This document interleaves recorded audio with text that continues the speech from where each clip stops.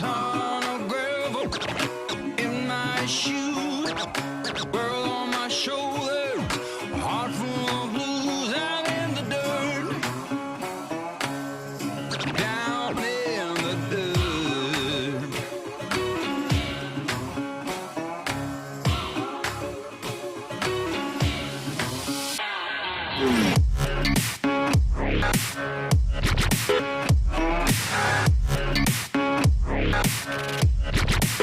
I've been a real bad boy on the town all night. Starting to calm down with the morning light. I'm in the dirt,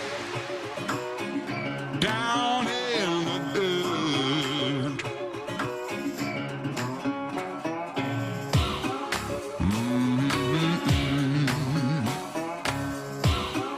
Been real bad.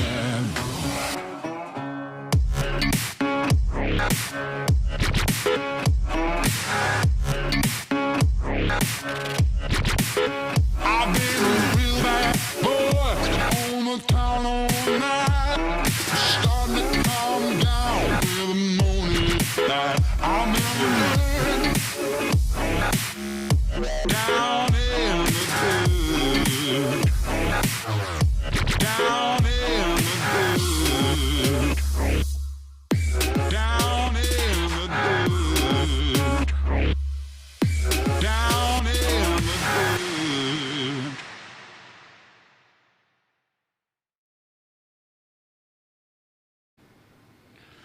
All right, this is eCommerceaholic. My name is TJ Gamble, and I am the CEO and founder of Jamerson, an e-commerce agency dedicated to helping you get more from your e-commerce store, and your host for this conversation. I broke out the good stuff today because this is going to be a really fun topic. I got a little Weller 12 here I found at a local store the other day. Really good find, and if you have a chance, I highly suggest you give it a try. Today, we're going to talk about the differences and complexities of hosting a progressive web app. As always, this is a live Q&A, so post your questions in the chat and we'll get around to them. We typically keep it high level, and the chat always has the best in-depth questions. Progressive web apps are all the rage these days, and most firmly believe that they're the future of the entire internet. And regardless of whether or not you agree, you just can't get away from the hype. PWA brings in a lot of new technologies and methodologies, and there's a lot to learn, and that's no different when it comes to hosting a PWA. And as you all know, if you watch this show, I hate hosting. Hate everything about it. I just want my software to work. I don't care how. Just make it work. So to cover this topic, I went out and I found an expert. And thankfully, Jay, founder and CTO of Webscale, agreed to join us this afternoon to discuss the topic. Jay, I appreciate you spending some time with us this afternoon. If you would, introduce yourself and tell us a little bit about Webscale. Yeah, sure. Thanks, TJ. I'm glad to be here. It's been a fun ride. We've certainly seen the hype around PWA and the growth. We're starting to have some customers come in to host either headless or PWA solutions with us, and there are differences from a traditional Magento or e-commerce store hosting. And yeah, happy to talk about it. Excited. Webscale, obviously, we've been in e-commerce hosting for Magento and WooCommerce for some time now, as well as other platforms. We're also hosting even some headless Shopify solutions as well now. So pretty exciting, the developments that we bring in terms of our web controls and how we've managed to advance our technology to be better for the merchant and make their lives easier, and do the best we can to try and make the solutions better overall. So happy to enjoy the conversation, see where this goes. Yeah, I don't have a ton of prepackaged questions planned. I just wanted this to be an organic conversation. So again, if you have a question out there, post it in the chat and we'll get around to it. And I'm just going to start with the general theme here. What's the difference when you're hosting a progressive web app? Sure. So in our experience, it really depends on the technology you've chosen for building that progressive web app. In Magento, there's obviously the PWA component there. There's a node component that wants to be part of the production system. So really, I see this as a bigger topic in terms of how we're building web applications today, and this transition to what I would call more microservices and effectively abstracting away the e-commerce application as a whole. So in the past, we had this kind of monolithic application. It did everything. It renders HTML. It handles all your backend operations, communications with the database and outside services. And it was a fairly big, complex piece of code. And now what we're seeing in PWA, which I like, is this transition to more of a microservices architecture and a focus on individual services, providing handling single responsibilities within the application. And that's certainly putting some emphasis on us as the proxy layer in front of that, being able to route and deliver those pieces of function from different backend services. So one of the things we've added around this is the ability to route to external services, things that aren't hosted by you. So for example, our customers in this world, they'll want to host their marketing experience, manage their user experience from a hosted platform that they own, but then they don't necessarily want to take responsibility for the shopping cart, so they'll outsource the shopping cart to Shopify. And so then our platform allows them to bring those pieces together so that the back-end application, the shopping cart piece can be wherever it is in the universe that's purchased as a SaaS offering potentially, or hosted by you, or by us rather, within the context of that application, but it's delivering one specific function within the application. And then, the front-end rendering side, whether it's server-side or client-side, that code's delivered from a different location, and we're essentially allowing the system to be broken down to its component parts, and then having a proxy service in front of that that's able to bring them all together and present a single URL space to the internet as if nothing had changed. So, yeah, I hope that. Yeah, it gets complex fast. I know. I apologize. Hey, we'll go as detailed as you want to go, or as the audience, wants to ask. So there's really three different PWA scenarios that I'm anticipating discussing here. One being Magento with PWA Studio, which is really fairly tightly coupled, right? Theoretically, you might be able to host those in one space. Then you've got an open source software with a loosely coupled front end where, maybe they're hosted in a safe space, maybe they won't be, we can have that discussion. And then you have SaaS backend with a PWA front end. So in any of those scenarios, like for instance, with Magento and PWA Studio, would you host those in the exact same hosting? Could I go get a shared host and host Magento with PWA Studio, or how complicated do I have to get to try to host a tightly coupled PWA like that? Yeah, I can tell you how we do it. So we are big believers in single responsibility. So we'll put Magento in its own cluster, and then we'll put PWA Studio in its own cluster, and then we'll manage the routing between the two. We're also even now exploring a lot of what PWA Studio is doing at runtime is really things that can be accomplished through our web controls and the proxy layer. And so, while it's useful, right, to take the YAML out of Magento and then actually process it into web controls that we can just deliver from the proxy service. So here we are providing security, routing, and control, as well as caching and some performance things, and just making it simpler for the merchant. So it starts to look more like just a Magento hosting experience. Okay.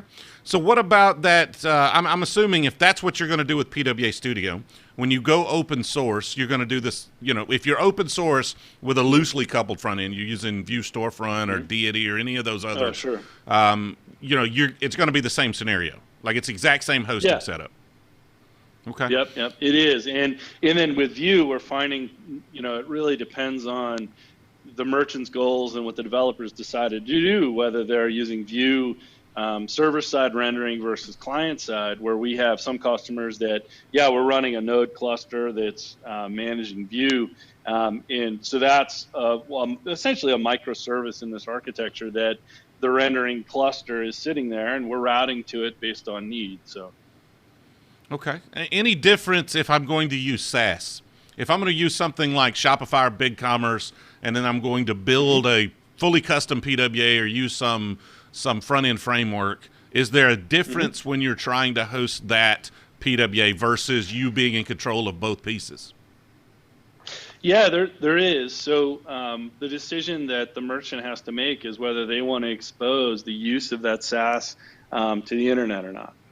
So whether the client is going to make a direct connection to that SaaS offering, or it's going to come back to Origin, and then Origin's going to route it to the SaaS offering. So with us, we have the ability to use an alternate backend that can be a third-party service on the internet. So we call it site splicing. So it allows you to actually, you could hide the fact that your Shopify shopping cart is who your backend is through the proxy layer with us. So essentially what I like about that for the merchant, that it opens up this ability to make changes and reconfigure and not have to expose as much to the internet about how they're choosing to build the application that they've got. But yeah, that's probably one of the primary considerations.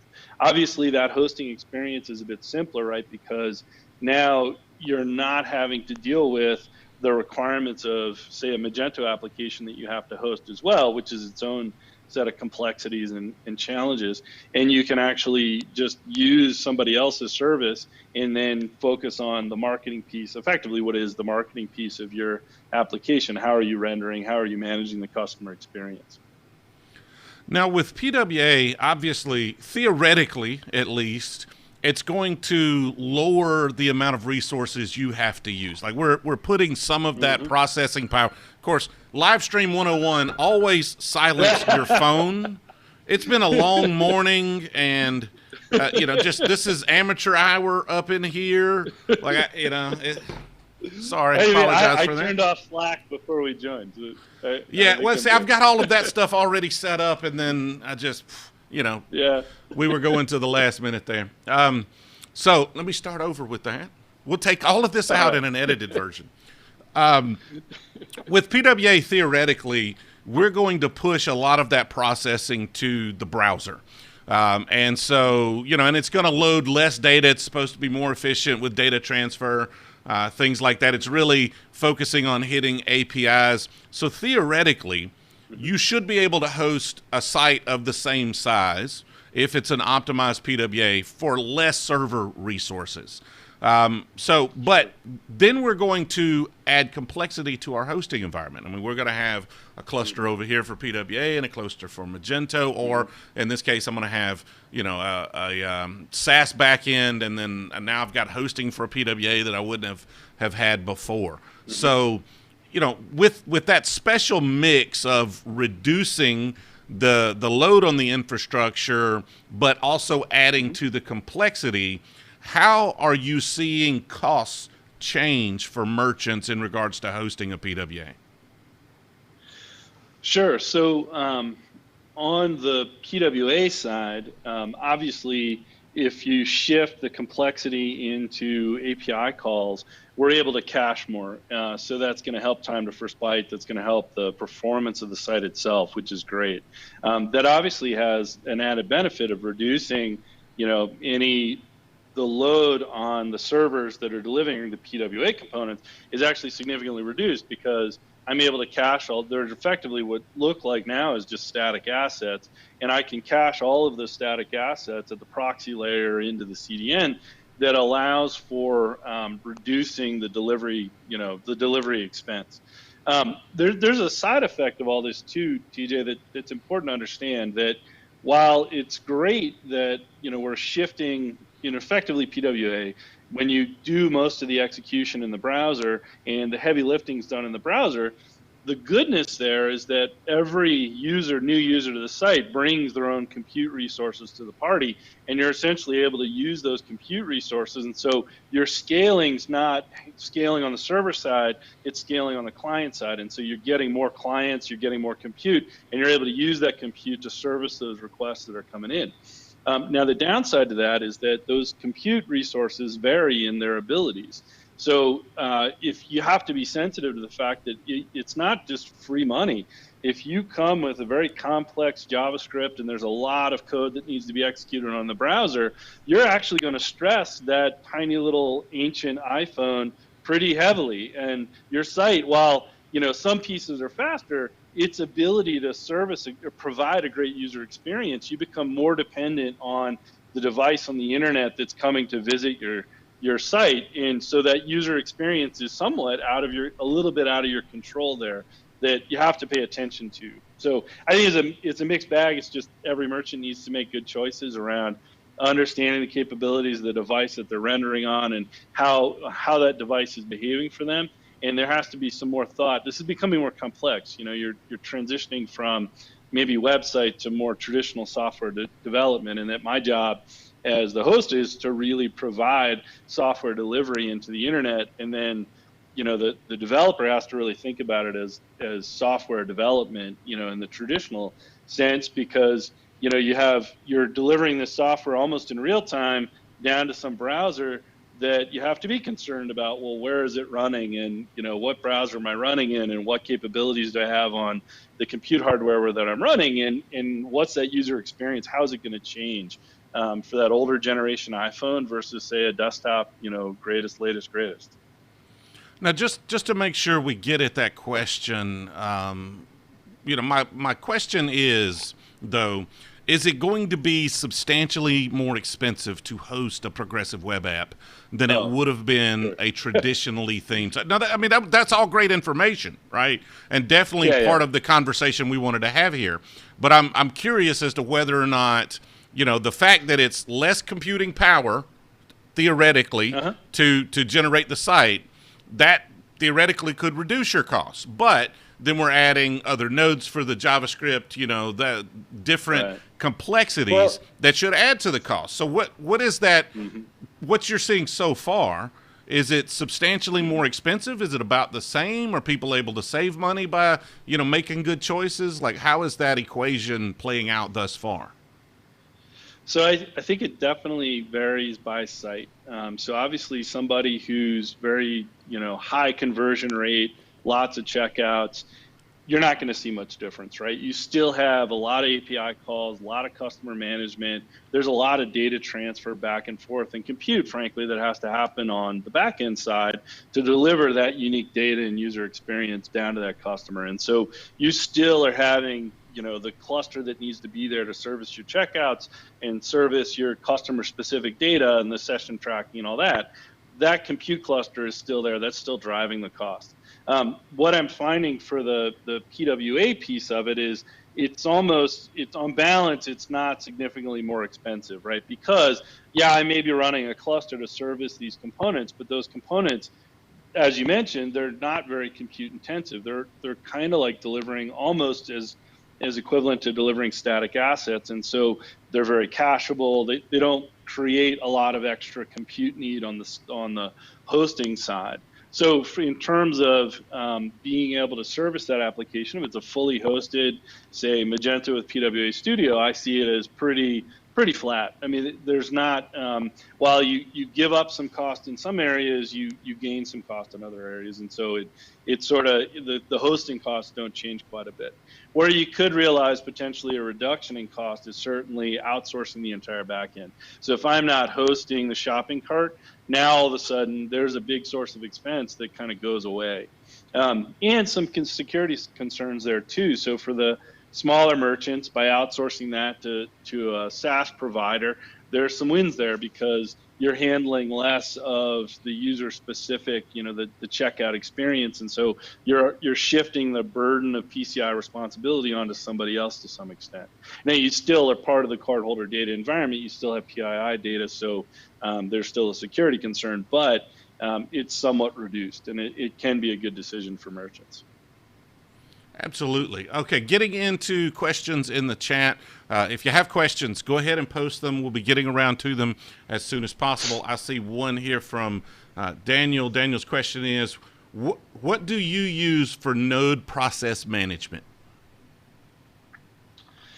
So we, in terms of, I'd like to ask a follow-up question. Go ahead. In terms of us, so we're actually managing the cluster itself, and now we do have, we've run into some concerns there where sometimes we'll encounter code where the application, it was a Vue.js application where it was opening connections to the database and keeping those connections open, and so that it manifests as you have a bunch of open file handles on the database side and nobody can connect anymore, and the server will crash. And so they're not managing, if you're not managing the open connections to the database correctly, which you could argue it's a software bug, but what we're doing is running that as a Webscale cluster and then managing components within that. So we actually run that Node.js app inside a container, and then we're managing the container that way. So I don't know that I'm quite answering the question asked, but we run Node in a container on a Webscale cluster, and then we manage the containers and restart as necessary and control the process to keep the system running. So, yeah. Okay, and Daniel, if that didn't quite answer your question, or if you need any follow-up questions on that, go ahead and post that in the chat. Yeah, let us know. I don't see any other questions at this point, so we'll continue. If you were a merchant right now and you were looking to move progressive web app, is there anything you're seeing, any decisions that have a profound impact on what your hosting costs will be? Sure. I think how I build that application, I'm a really big fan of treating the website as a single page JavaScript application where, while there are difficulties there and I have to be sensitive to the compute resources of my client, I'm a really big fan of basically having essentially the whole website as a static asset. And it opens up some delivery. So now my web server becomes, for example, S3. And I don't necessarily have to expose that to the internet, but I can lay out my entire site as just, here's a bunch of static assets, and it looks like a static application, but yet, it's making API calls, and the dynamism is coming from the application as it's running in the browser and fetching data from origin to deliver, the user experience that I want.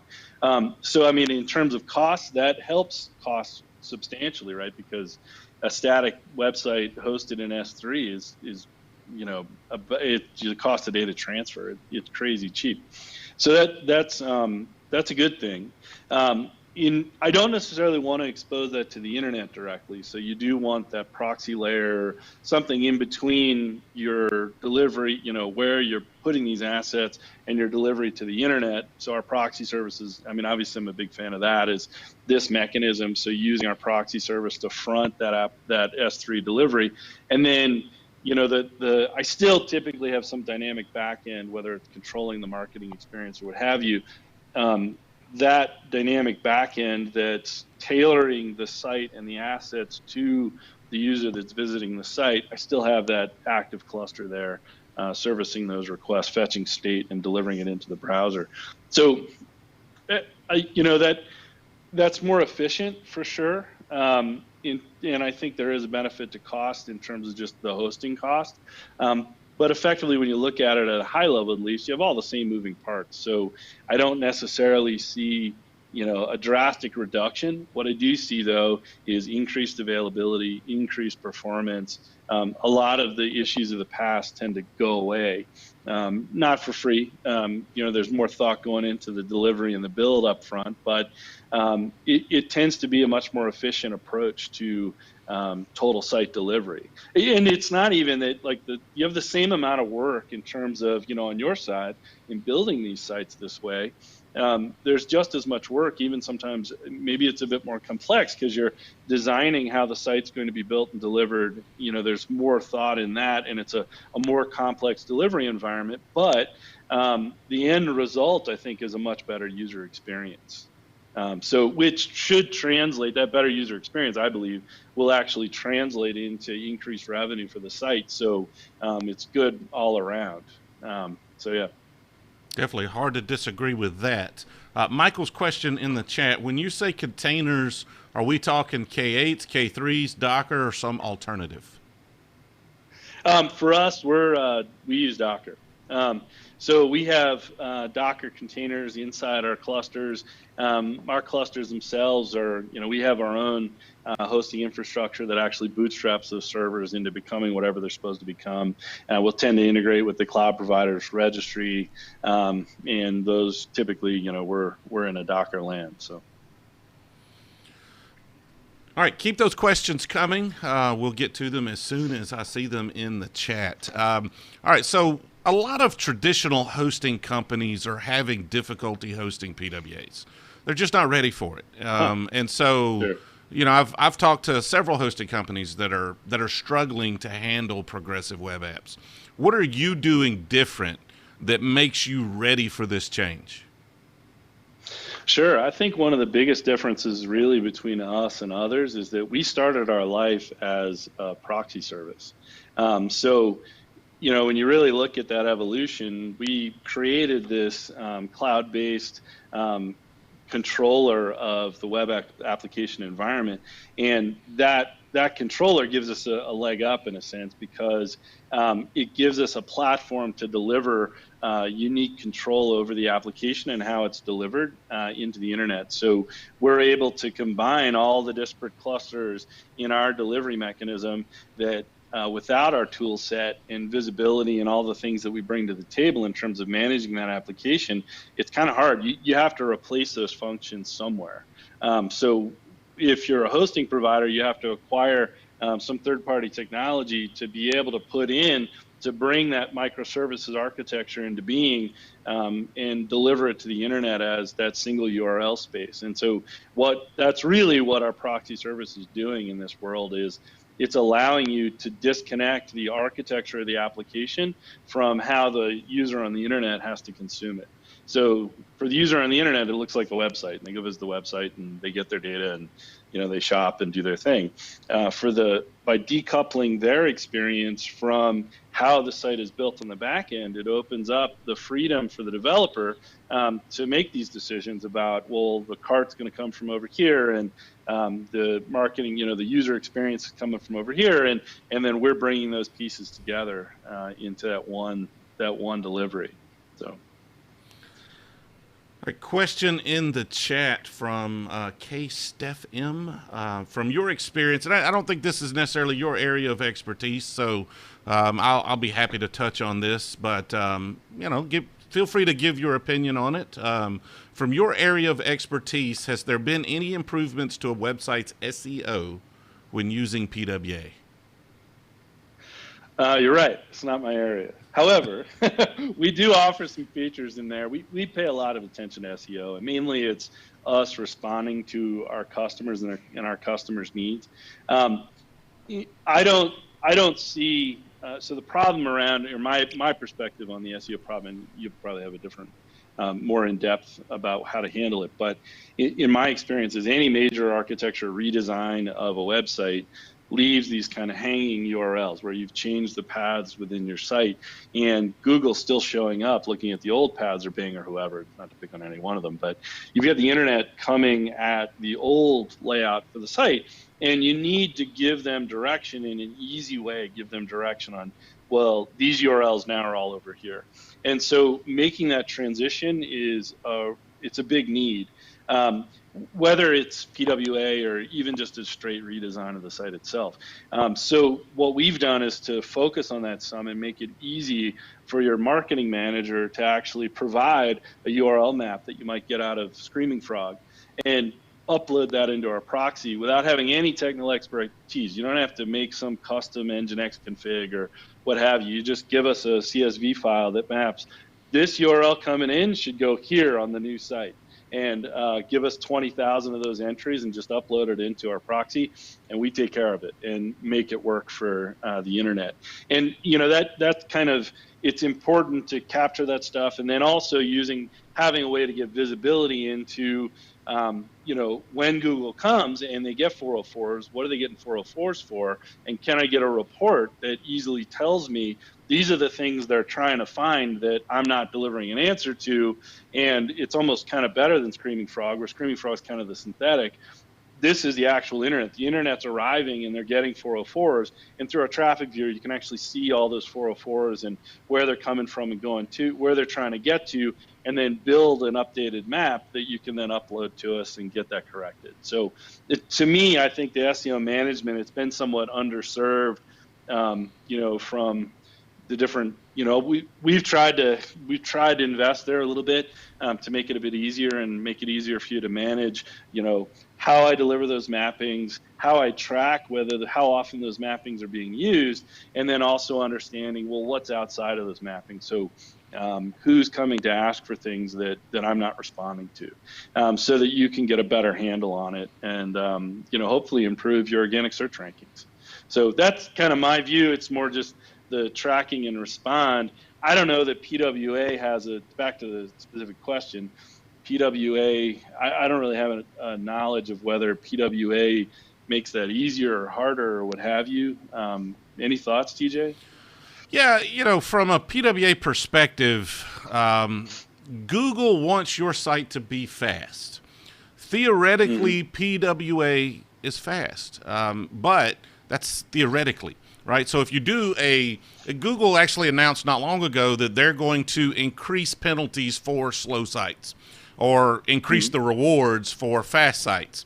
And so they're going to do that sometime next year. I believe they delayed because of the state of the world. But with that, you need a fast site. So a properly done PWA should be that. A poorly done PWA probably won't be that. So, just the technology itself is not going to solve that problem. Excuse me. You can have a fast site without it being a PWA. On the flip side of that, Google's not perfect when it comes to JavaScript rendered sites.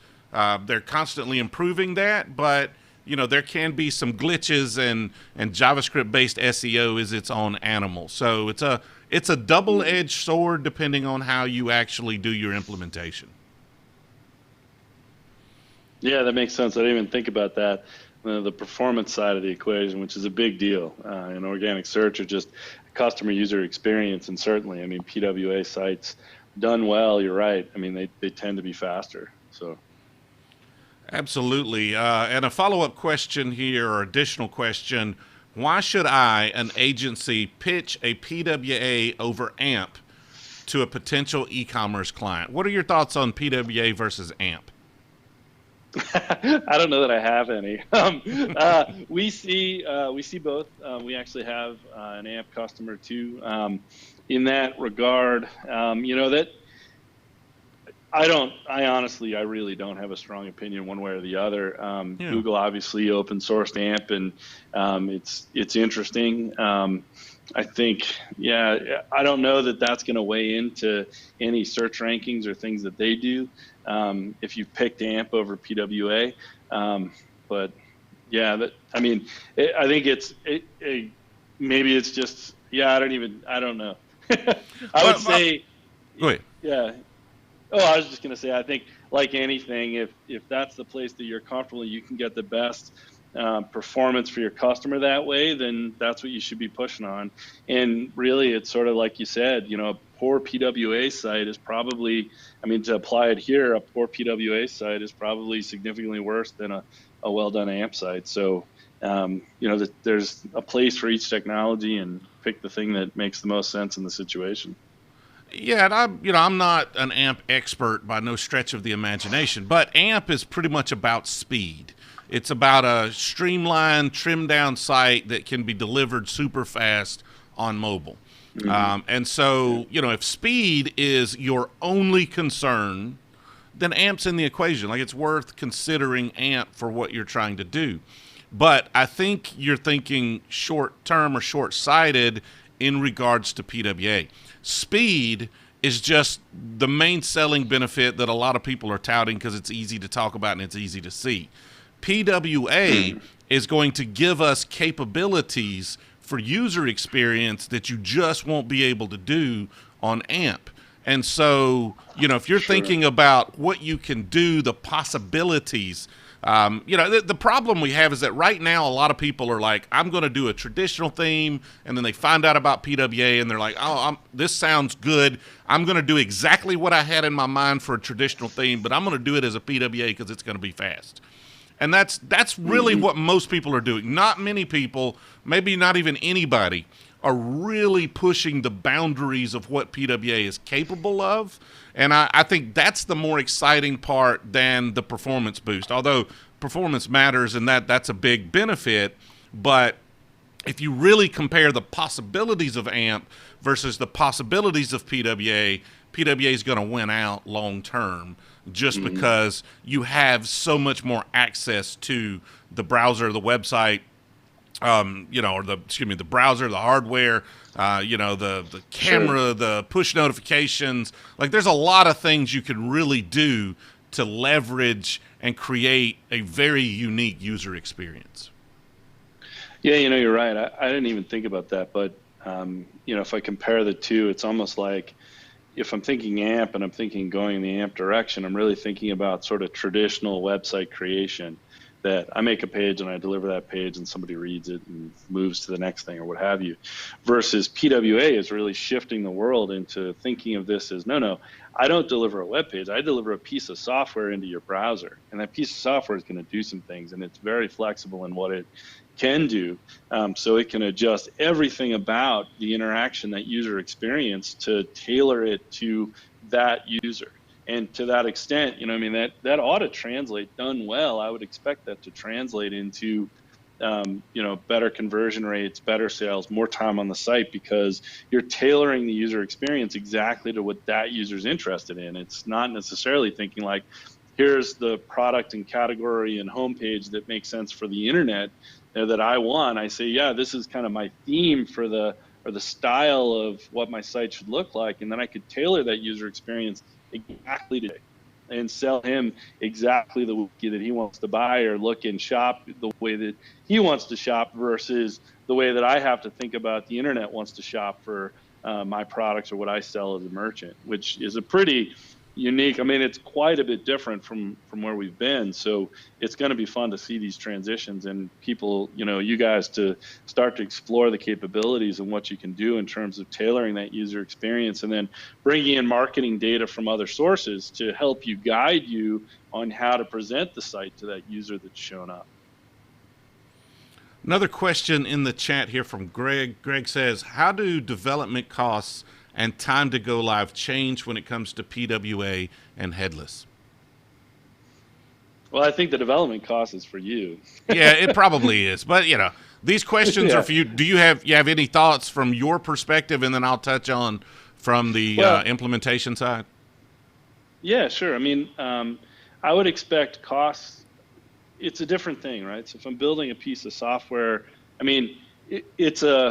it feels, to me at least, more complex, and I should expect not only because the complexity of the hosting side, I see that, and then I see the complexity of the software that's being created has increased.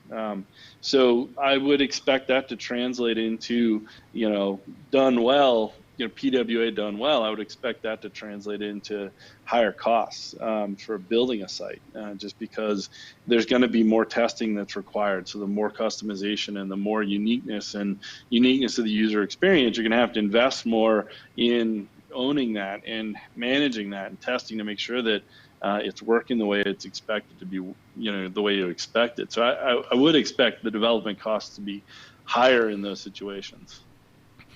Yeah, this question, like a lot of them, is depends. Right now, Sure.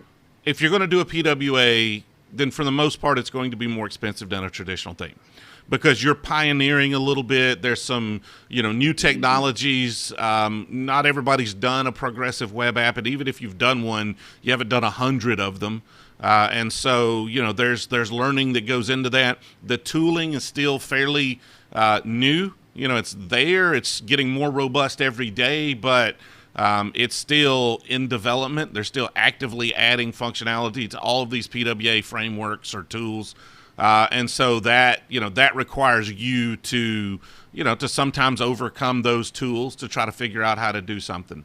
I don't think the time is too far off where a traditional site, if you're not pushing the envelope, if you're just, a small merchant that wants just like the fashion use case, we may be pretty close.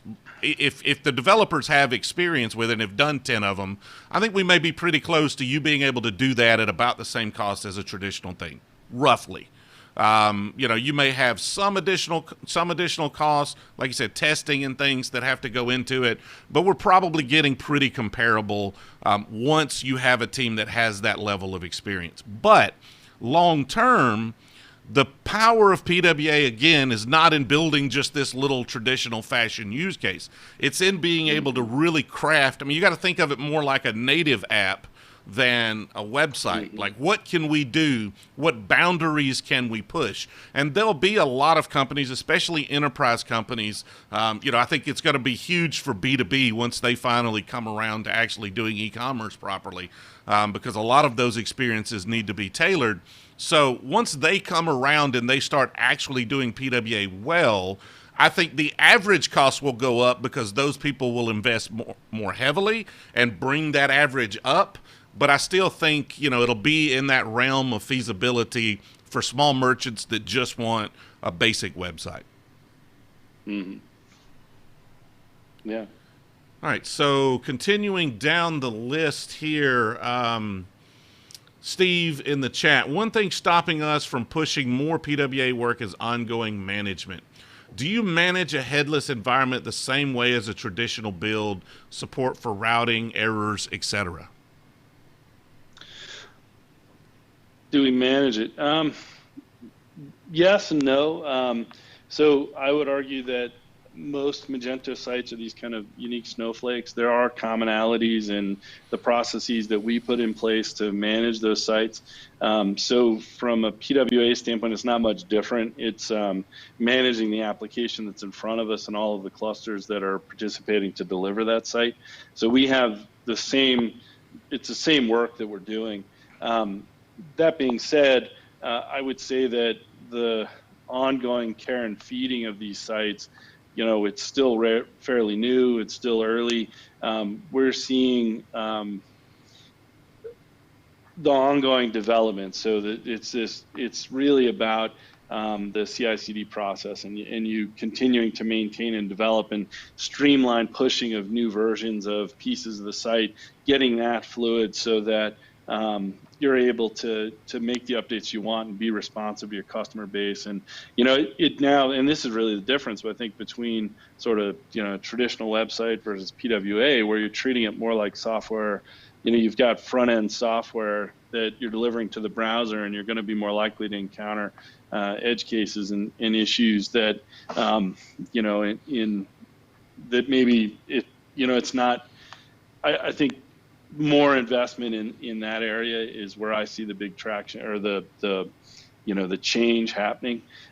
Us being able to monitor errors and provide data, we're still doing a lot of the same traditional things that we would do to monitor a site. There's more things to monitor for sure. We discover new dependencies that you have this new piece in the back end that it's like if it's not sized right, done right, handled right, it creates other issues, these secondary effects that could impact site performance or availability or what have you. So yeah, it's more complex, but in some ways I don't see it as too much different than management of a traditional Magento hosting experience, just because you have a lot of the same moving parts and the things we need to monitor. They're multiple clusters now, but not too much different. So. Okay, I'm going to jump over to LinkedIn and grab a couple of questions over there. Jay Patrick in the chat. Jay says, would you say troubleshooting application issues in a PWA architecture is easier? No. Microservices architectures, they're great in that you have a piece that's doing something very specific. And so if you can measure and understand the performance of that and how that piece of the puzzle is working, once you isolate that's the piece that is having challenges, then yeah, it tends to be a bit easier to diagnose because you've kind of, what it's doing, what it's supposed to be responsible for, and how that piece of the application is responding, and what it's easier to find what's wrong. But then because you've kind of shifted the complexity, it's not one big app. I've got lots of little apps, and then understanding, you have to understand where that request that's coming in that's getting maybe a poor response time, understanding, well, what service on the back end is actually delivering that response. There's a bit of complexity there that has to be accounted for. Just understanding, you have to understand, I would say, more of the application delivery, and in order to diagnose a problem effectively. Yeah, that was exactly what I was going to say. I would think for a new developer, it's going to be a lot more complicated. For a mid-level developer, a lot more complicated. It's somebody that's jumping into an application for the first time that's never seen it, even if they're super experienced, more complicated. But for that guy that built it, that knows how it works, that's been working on it for 4 years, it's going to be a lot simpler for him. Right. Yeah, that's true. Which, it's an issue for the merchant, right? Because they have to be careful about all that knowledge and experience that was built up in that guy that built it. If they walk, there's a skills gap there for how do I manage that site going forward that needs to be accounted for.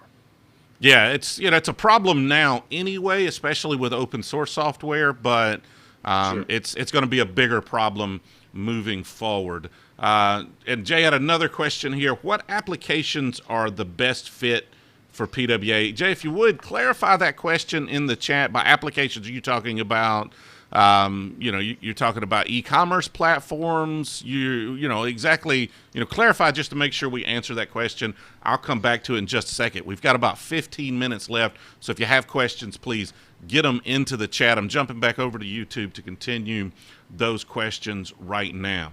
John in the chat. John, when do you choose a server approach over client approach, and what approach will likely win? Interesting. I don't know that you could say, I'll take the winning side of it. I think of that more as different technology, and depending on your goals, and it's kind of a TJ depends answer, right? It depending on your goals and how your user base is constructed, sort of what, are your users mostly desktop? Are they mostly iOS? Or like, where are they coming from? How are they coming to your site? I would expect that they're mostly mobile, in that, that pushed you in this direction anyway. But in thinking about your users and how your users interact with the site, the difference is you're either putting some strain on the server side, so you're having compute resources in an environment that you control to generate the data, generate for that browser on the internet, versus you're using the browser primarily to deliver the experience, and just getting static assets to that browser. So given that difference, it really comes down to, well, how much and what are you doing, and really specific to your use case as whether or not one approach or the other is going to make more sense. I think I don't think it's going to be one or the other. I think each has its place, and yeah, it's important to just think it through as a developer. Don't just pick a direction because it's the one and you're comfortable with. Actually understand the problem and put some thought into what technology and what choices are best for your customer base, and how and your goals for the site. So what you're trying to deliver as a user experience is going to impact that. I don't know, TJ, it seems like more of a developer question, but... Well, I mean, maybe. I had an interesting thought, though, and we'll get to these last couple of questions here. I'll force you to stay a little late. Okay.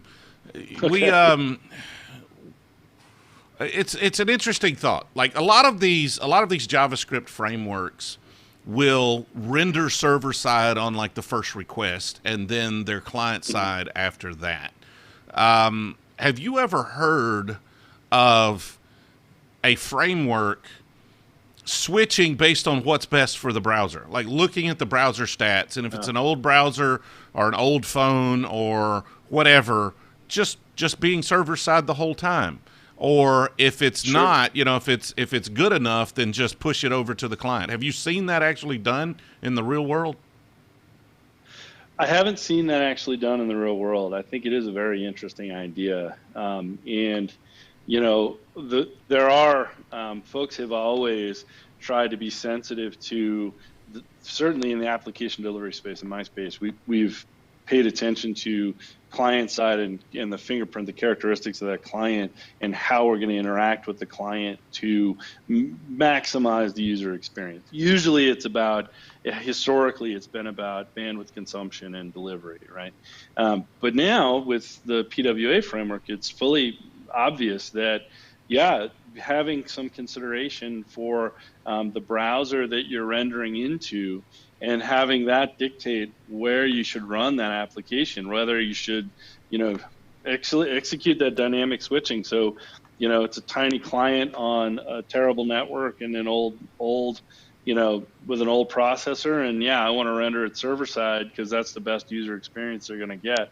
And being able to flip flop based on, the details of the browser, it just totally makes sense. And, I think that's some of the value of PWA is that you have the ability, you're creating software. You can make a decision in the software as to which side you want to render, how you want to execute that, right? Which is pretty cool. I think it's a really interesting future, just another aspect of the user experience we get to optimize and focus on. Definitely. James or Jay, here in the chat clarified his question. What applications are the best fit for PWA? Mainly e-commerce platforms. I'm going to start with this one. Then I want to get your take on it. Sure. My answer would be the absolute cheapest e-commerce platform that gives you everything you need. Whatever that is. Like, I don't care what it is. Yeah. There's really SaaS versus open source. SaaS, there are just going to be some things you can't do there. If an API doesn't exist, it doesn't exist. You're not going to create that API. Right. So, on Magento, if you're pushing the boundaries, if you're doing something super custom, an open source platform, whether it be Magento or whatever, gives you more flexibility. If you're really more standard, typical use case, then, a SaaS platform may save you a bunch of money, but you need to understand your functionality, what you need the site to do, both short-term and long-term, because the PWA may give you the flexibility of changing the back end. You still don't want to have to do it, unless you have to for some reason. So with that, understand the functionality, understand which one of these SaaS platforms provides that functionality to you. I like, we're BigCommerce partners. I like BigCommerce. They have, very generous API limits. Shopify, a little more restrictive, but you can negotiate with them, give them a holler and say, hey, I need, if you're on the enterprise version, I need, more access to the API. They'll work with you on that. So with that, whatever works best for you that costs you the least amount of money, because you need that money to run your business and not just spend it on useless e-commerce platforms. Yeah, that is a great take on it. And really, from my perspective, it is wholly a system integrator. That it's that concern. It's a developer concern. It's understanding, well, what functionality do you require to accomplish your goals as a merchant, and then matching that to the platforms available and making a good decision. And obviously, if it's hosted, if the choice maps you onto a hosted platform, you want to make sure you have a hosting partner capable of delivering for that platform. If it's acquiring from SaaS, then great, and then you're making sure you can host your PWA framework in the way that you need to. So. All right, finishing out these last few questions here, Daniel says, what hosting environments do you recommend? Public cloud, private cloud, or dedicated hardware when hosting a PWA? Public cloud. You want to explain why? We just that's it. No questions asked. That's right. Yeah. No. Obviously, so we're a public cloud-based company, right? So of course, I believe that it's the right choice. there are certainly circumstances where even within our customer base, there are private data centers. So certain functionality, maybe they have a mainframe. I've got a customer that has an AS400 that's participating in the production environment. So you've got the e-commerce is actually executed in the public cloud, and then there's a private network connection into that private data center where the ERP is running, and et cetera. The reason I would say public cloud versus any of the other options, obviously, if you have a data center and you have capacity and you have a private cloud, great. If you're building greenfield, use the public cloud. It's, I think, folly to consider that you would build the hosting infrastructure needed better than Amazon, Google, Microsoft. These guys have been building data centers forever. They own all of the core researchers that work in this area. They're very, very good at it. The availability for the public cloud is just continuing to improve. Capabilities of it continue to improve. Essentially, you eliminate the need of worrying about the hardware environment altogether, and you get to focus a little bit more clearly on the problem at hand, which is your e-commerce application. So leveraging that availability just makes sense. But then obviously there are companies out there that they have their own data centers and they have existing hardware infrastructure, and there's some business justification for, taking advantage of that. I get that. Those come up. But for the most part, probably 99% of the people out there, the public cloud is the right choice. Now, and then making sure that you have a partner that's capable, right? Just because all of them are, regardless of which public cloud you pick, they're all extremely complex entities, and there's a significant amount of effort just to get that public cloud management correct, right? Getting it to where it's a right fit for your application. I mean, we've seen it a number of times where folks will go from dedicated hardware to the public cloud, and in doing that, they just do what we call a lift and shift, and they're like, hey, the public cloud doesn't work. And it's happening less so. I mean, a lot more we're seeing companies born in the public cloud, but they're still not making good architectural decisions around auto scaling and HA and active HA so that they're more resilient to errors and issues that could come up. It's sort of easy to get started, hard to get it right to be able to weather just most storms. So anyway, expounding on it, but yes, public cloud. Public cloud. We had one question disappear there. If you're fixing that question, just go ahead and repost it. We'll get to it in just a second. Ali mentions that he agrees with us that PWA is more modern and interactive, and AMP is really just for speed and comes with a lot of restrictions. Modder's question, hosting or hoisting? Hosting? I don't know if I misspelled something, hoisting somewhere. I'm liable to misspell anything anywhere. So all of the promo may be hoisting PWAs. If you're here for the hoisting party, I apologize.